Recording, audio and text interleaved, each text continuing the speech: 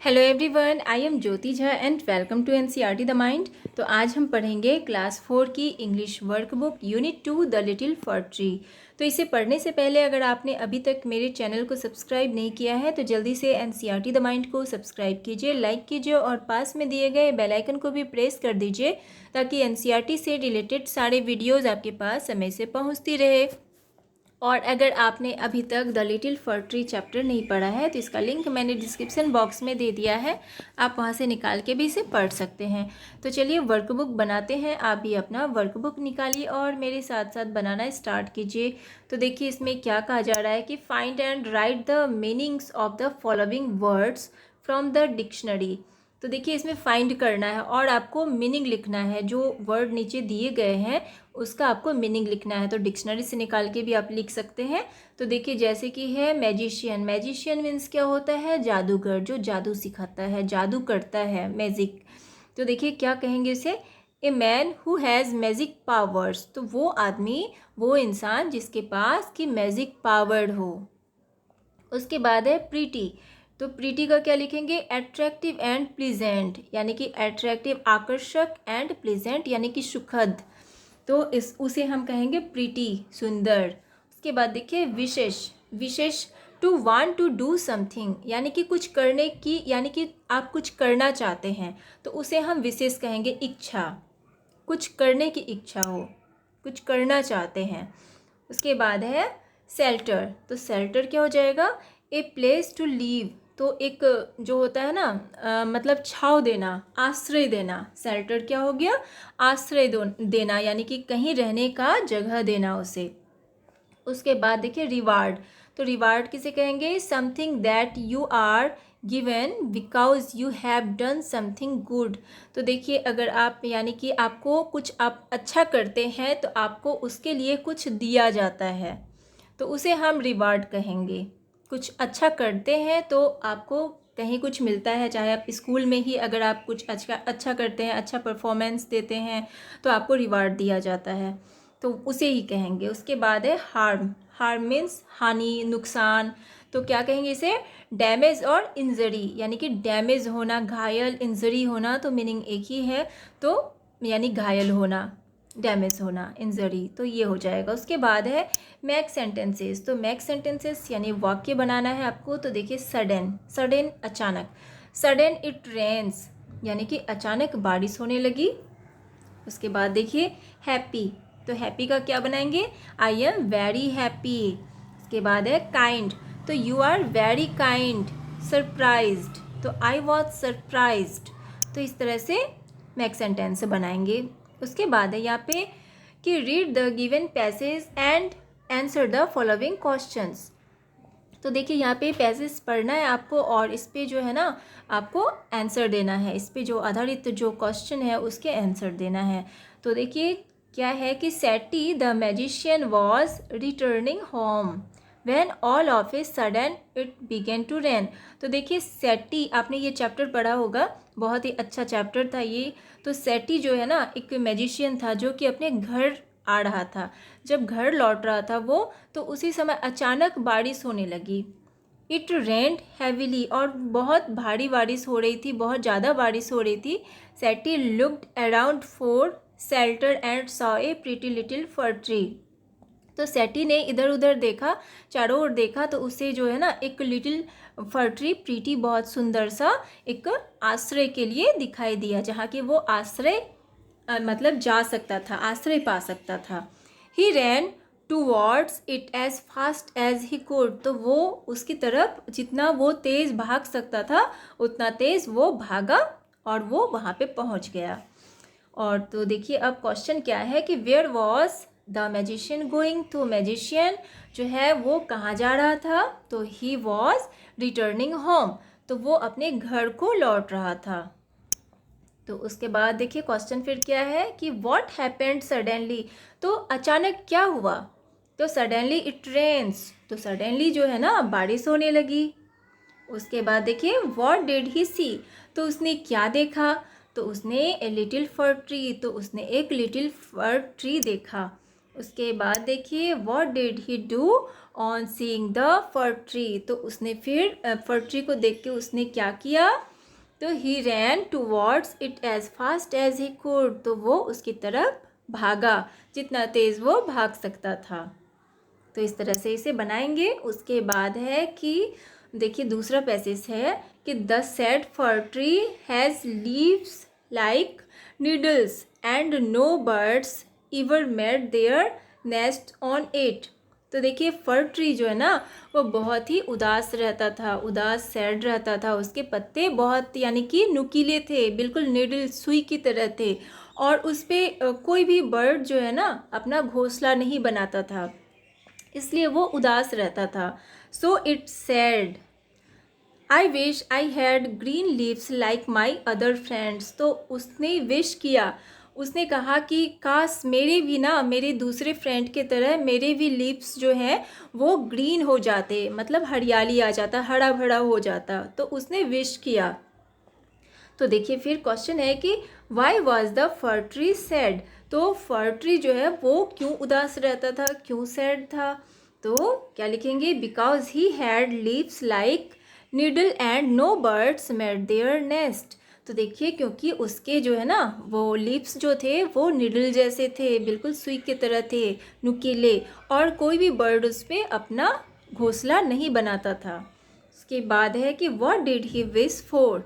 तो उसने क्या विश किया फिर, तो ही विश ग्रीन लिप्स। तो उसने विश किया कि उसके जो पत्तियां हैं वो ग्रीन हो जाए।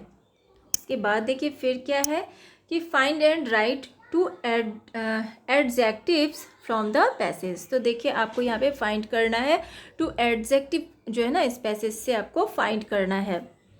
तो क्या हो जाएगा एडजेक्टिव, तो सैड, एक तो सैड हो जाएगा, दूसरा ग्रीन हो जाएगा। उसके बाद देखिए फिर है यहाँ पे पैसेज है कि I wish I had glass leaves instead. उसके बाद उसने बोला कि मेरे जो है ना बिल्कुल ग्लास लीव्स यानी हो जाए, यानी कि शीशे के लिप्स जो है ना वो शीशे के हो जाए, उसका इच्छा हुआ।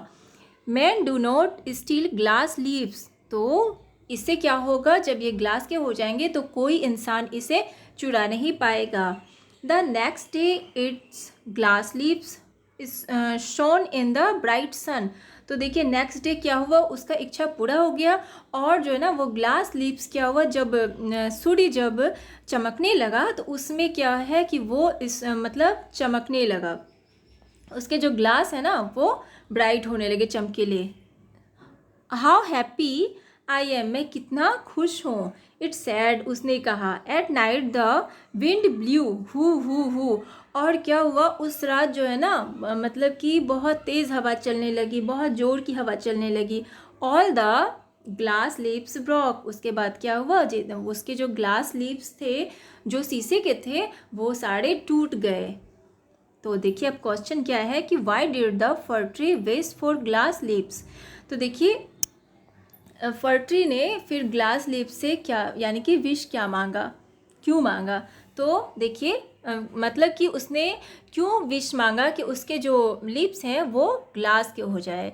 तो देखिए क्या होगा आंसर कि so man do not steel glass lips. तो देखिए क्योंकि ये जो ग्लास के लिप्स अगर हो जाएंगे तो कोई उसे चुरा नहीं पाएगा, कोई इंसान उसे चुरा नहीं पाएगा। उसके बाद देखिए why was the for tree happy the next day. तो फर ट्री दूसरे दिन नेक्स्ट डे वो हैप्पी क्यों था, तो because it glass leaves shone in bright सन।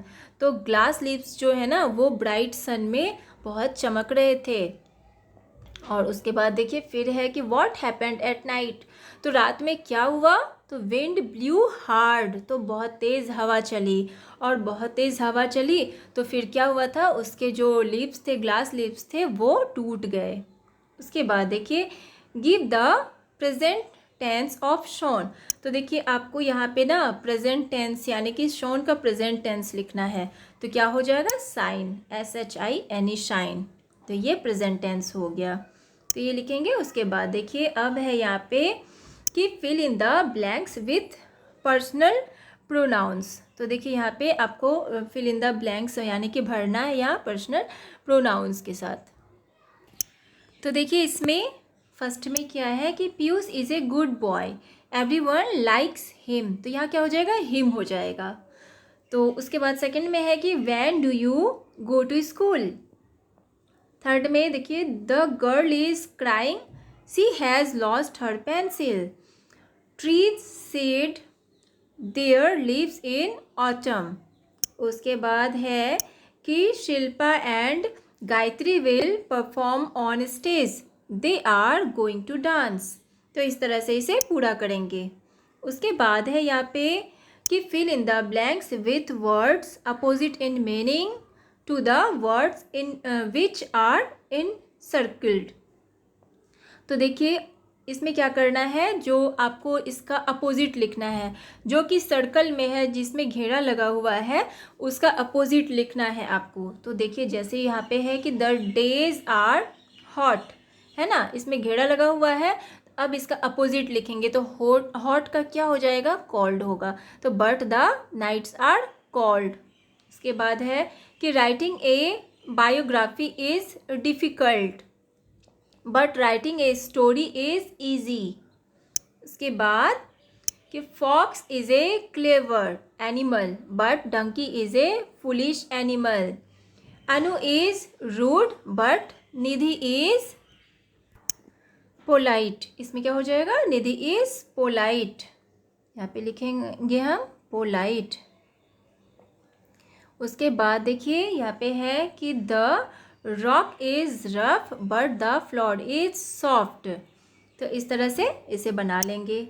उसके बाद है यहाँ पे कि make opposites of the words given below by adding the prefix un, I M और डिस। तो यहाँ पे क्या करना है, अन, आई एम और डिस लगा के आपको इसे बनाना है। तो देखिए यहाँ पे जैसे है कि मॉडल, तो मॉडल का क्या हो जाएगा, अनमॉडल।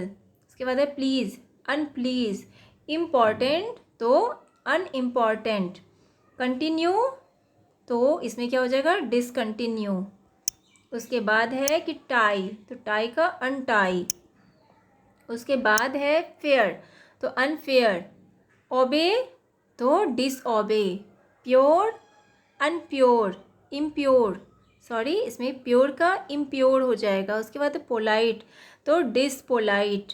उसके बाद देखिए लॉक, लॉक का क्या हो जाएगा, अनलॉक। तो इस तरह से इसे बनाएंगे। उसके बाद है यहाँ पे कि rearrange the following sentences in the right order to make a story. तो देखिए यहाँ पे रीअरेंज करना है, जो सेंटेंस लिखा गया है नीचे उसे आपको रीअरेंज करना है और एक स्टोरी बनाना है। Write the story below after putting them in the correct order, और करेक्ट ऑर्डर में आपको लिखना है suggest a suitable title for the story as well, और इसका एक आपको टाइटल भी रखना है जो सुटेबल हो इस स्टोरी के लिए, उसका टाइटल भी आपको रखना है। तो देखिए आप पिक्चर देखिए, पिक्चर में आप देख पा रहे हैं तो क्या स्टोरी बन सकता है। तो यहाँ पे देखिए बहुत सारा दिया गया, बट ग्रीड ओवरटुक हिम। उसके बाद it laid a golden egg every day, the farmer sold the eggs and soon he became very rich. उसके बाद है once there was a farmer. तो इस तरह से ये सारा चीज़ है, ठीक है। तो आपको इस पर एक टाइटल रखना है और देखिए क्या स्टोरी बनेगा। तो देखिए टाइटल क्या रखेंगे, ग्रीड इज़ बैड, यानी कि लालच बुरी बला है, ठीक है, लालच नहीं करना चाहिए। तो इस पर ग्रीड इज़ बैड ये टाइटल रखेंगे और देखिए क्या बन जाएगा, ये स्टोरी जो बनाएंगे। तो once there was a farmer, तो एक समय की बात है, एक फार्मर था, he had a wonderful goose, it laid a golden egg every day, the farmer sold the eggs and soon he became very rich. The farmer was very happy. The farmer was very happy, but greed overtook him. One day he thought that he would have all the golden eggs at once. So the farmer cut open the goose, but he found no egg inside the bird. He repented over his foolishness. तो देखिए ये आपका story था कि यानी कि एक farmer था, तो वो जो है ना रोज़ जो है ना घोंस वो अंडे देता था, तो इस तरह से वो उसे सोल्ड करता था। तो उसने सोचा कि मैं क्यों ना इसे एक साथ ही यानी कि एक दिन इसे कट कर दूं और बहुत सारा जो है उससे एग हो जाएगा और वो बहुत ज़्यादा अमीर हो जाएगा। तो उसने ऐसा किया, बट उसके हाथ कुछ नहीं लगा। वो जो है वो घोंस भी जो है नहीं रहा और उसके हाथ भी कुछ नहीं लगा। तो यानी कि वो कितना फुलिश था वो जो फार्मर था। तो ये आपका स्टोरी इस तरह से बनेगा, तो आप इस तरह से लिखेंगे इसे। तो आपका ये चैप्टर कंप्लीट हो चुका है। तो आपको कैसा लगा पढ़ के मुझे ज़रूर बताइए, और अच्छा लगा हो आपको मेरा पढ़ाना तो मेरे चैनल को लाइक सब्सक्राइब कीजिए, ताकि मेरे सारे वीडियोज़ आपके पास समय से पहुँचती रहे।